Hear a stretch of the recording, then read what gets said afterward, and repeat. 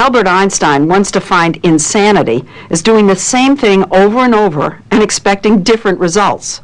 Well, that's what critics accuse the Energy Department of, making the same mistakes over and over in a project that has already squandered billions of dollars in taxpayers' money. But the risk here is far greater than financial, since it involves highly toxic nuclear waste. What's at stake are millions of gallons of radioactive liquid waste left over from the making of nuclear bombs, including the one that was dropped on Nagasaki. This waste has been sitting in tanks in Hanford, Washington ever since, while the government tries to figure out how to clean it up. Some of it has already leaked out of the tanks into the ground. It is so lethal, a small cup of it would kill everyone in a crowded restaurant in minutes. We recently visited the place where the witch's brew is being stored. I'm standing on the most contaminated piece of real estate in the world outside of Russia. I'm in Hanford, Washington on the Columbia River, and it is so contaminated because of waste left over from the production of nuclear weapons. There are 53 million gallons. 53 million gallons of highly radioactive liquid waste stored in underground tanks that are now so old they have leaked 1 million gallons of this stuff, some of it into the groundwater, and it's heading right for the river. So with 1 million people downstream, there's a sense of urgency about cleaning up Hanford, which is huge. It takes up 586 square miles in southeastern Washington.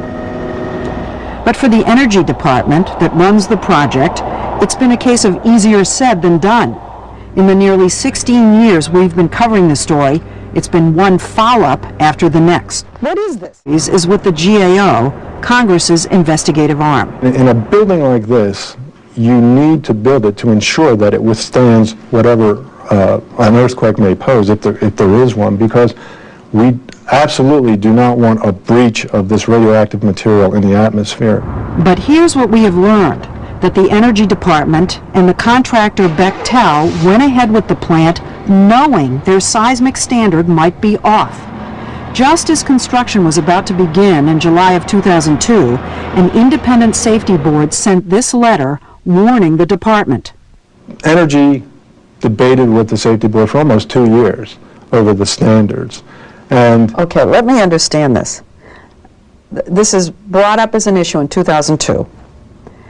Instead of going back right then, they debate until 2005, during which time they're building the building? They're building the building. Building it with the wrong seismic standard. Because they did factor in some margin of safety, the contractor Bechtel has told the Energy Department there is no restructuring required on the foundation or the walls.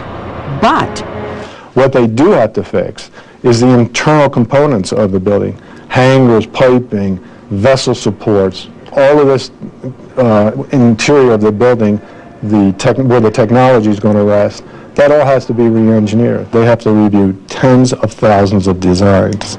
The seismic miscalculation is costing at least $800 million and a 2 to 4 year delay in completing the building. This practice of pushing ahead with construction before the engineering is complete is known as fast track. The people in the state of Washington who are living with this thing, they don't want it to slow down. They want it to speed up. But it doesn't work, in our view, on complex technical nuclear facilities like the ones at hand. So what do you tell the people of Washington? You're going to have to live with that gunk leaking? That we need to do it.